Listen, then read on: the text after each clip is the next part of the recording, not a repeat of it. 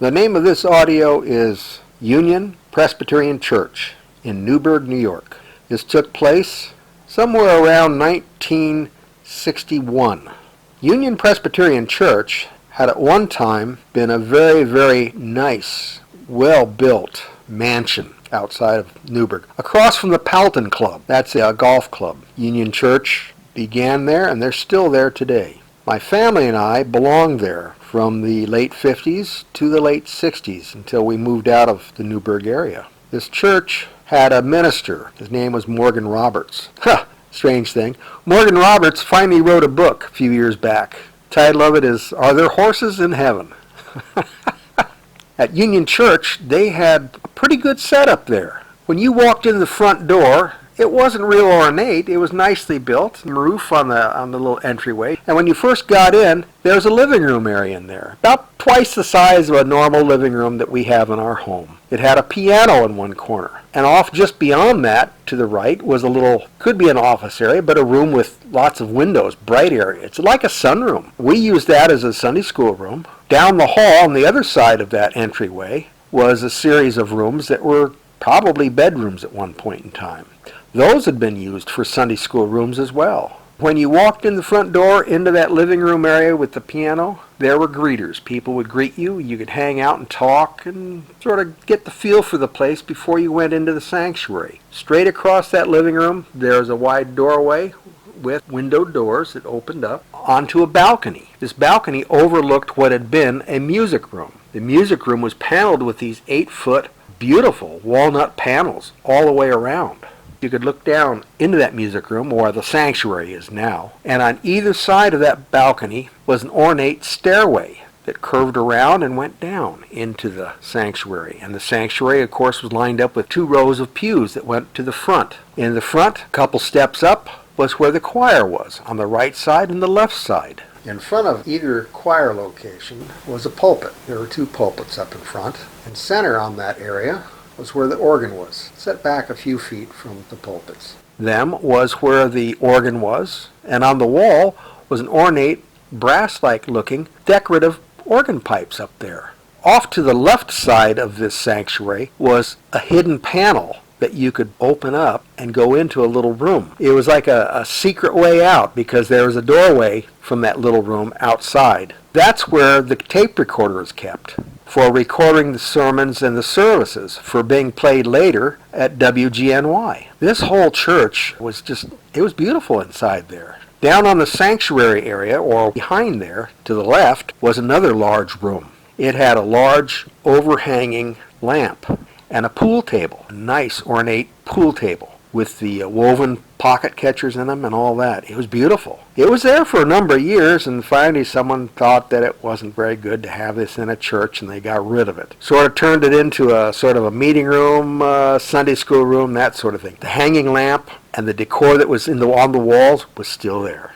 If you walked down the hall away from that, you'd see a bar. A beautiful wooden bar with all the decorations that a bar would have, with all the shelving for liquors and wines and sinks and all that kind of thing. There were bar stools in there too. But there was no liquor. There was no alcohol. This is where they brewed the coffee, and this is where parents could come and get a cup of coffee and chat before or after the services. It was kind of a neat place for them to hang out. If you were in Sunday school as a kid and had a problem, they knew where your dad and mom were, and they could go get them and fetch you out or whatever. Go down the hall from that little bar a little further, and there was another great big room, about 2 times the size of a living room, maybe 3 times the size. It was big, had a lot of windows, a lot of natural light. It was like a big sunroom in there. I think it was a library at one time because there were a lot of books in there. There's a lot of shelving that looked like it was a library way back when. That was where the preschool, little kids, and the nursery was. So when the parents and the older kids went into the sanctuary for services, the little kids were taken care of back area. It had a couple toilets in there and a couple sinks and lots of little chairs and little tables and all that sort of thing, and lots of toys for the kids to play with too. They were kind of kept out of the fray. That was kind of the layout for this church. Later on, back outside, they did build an education building with lots of modern rooms and cafeteria and a kitchen and that sort of thing in it. But that was later on. Program for kids is what really amazed me. Morgan Roberts had a program in the summer It was called Union Church Summer Cruise. And everybody that signed up for it got what looked like a gym bag, with two handles and a zipper on it. It had the logo Summer Cruise on it. And that's where you kept your swimming suit, your towel, spare clothes, medication, whatever it was you needed to have with you. That program in the summer was geared for kids. It was geared for grade school kids for the most part. You get dropped off, you'd go inside, everyone would sort of congregate and wait. When everybody was pretty well there, Morgan Roberts would come out, say a few words, a few kind words. There'd be a quick little prayer, and maybe he'd talk about, a few minister type things, but he didn't go into broad detail about it. He didn't want to get kids bored. He wanted to get kids excited. When that was over, they'd bring out this great big pad, and each page of the pad had the words, the lyrics to the songs we were going to sing. You'd think, okay, we're going to do all these hymns and all this boring. No, it wasn't boring stuff. You're in church, Morgan Roberts is leading this, and what are we singing? What do you do with a drunken sailor? Shave him on the belly with a rusty razor, keel haul him till he's sober.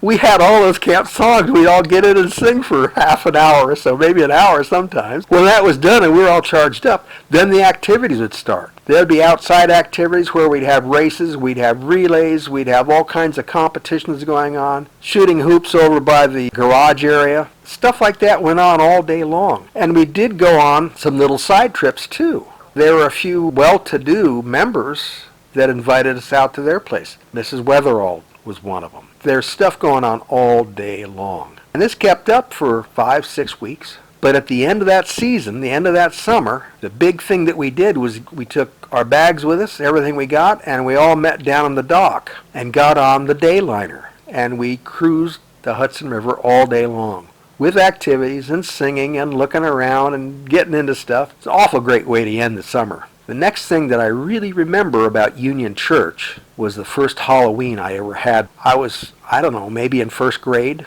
They had a Halloween program set up. I didn't know if I really wanted to do that, trick-or-treating and getting candy that way. It seemed to be a lot better deal, but I was told, no, you're going to go do this, and I did. All the kids, the little kids, met in the old pool room, and it was dim, and we had costumes on. Morgan Roberts, the minister, was talking quietly, ominously. That's the best way to say it. He said, we're going to take a little walk now. Well, he opened this door, and that opened up to the steel spiral staircase that went down into the basement. This wasn't your normal basement. This basement had a very tall ceiling in it, about 10 feet, plenty of room. Made the place seem kind of dungeon-like. It was pitch dark down there. But the spiral staircase, when you looked way on down, you could see the furnace. You could see the flame of the pilot light down there. And with a minister leading the way down those stairs, I knew. He knew somebody up in heaven. He knew us here. He was taking us down below where the flames of Hades was. He knew the devil. I didn't know what to think except that, well, I'm glad I'm with him. He'll take care of us. We walked down that staircase very slowly and got the feel for the dark and a little bit of a fright. Went down this little hall, and it opened up into this large room that was very dimly lit. In the room was the senior high youth group.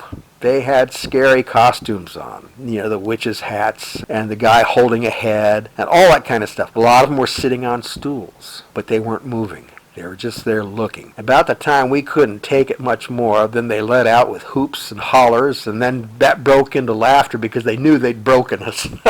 About that time, flip of the switch, the lights came on, and we could see these guys, and we could see who they really were, and there was the candy. We were given bags, went from person to person to person from that senior high youth group, and got as much candy at least, and then some from what we would have gotten had we gone out trick-or-treating. Everybody hung out, had pop, had cookies and cakes. It was a great time there. When it was all done, parents came to pick us up. Up that spiral staircase we went, from down in the dungeon up to the light of day.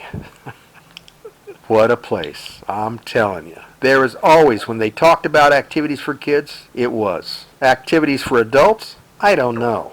That all seemed boring to me at the time. I think things have changed there these days. From what I've seen, there's a little more woke in the church. Well, I've noticed there's a lot of woke in a lot of churches I've been to. Not that I attend regularly, but you have to go to these things if you're going to go to a funeral. And That seems to be the norm. If they were to go back to the old Union Church days, I think they could find themselves a lot more success.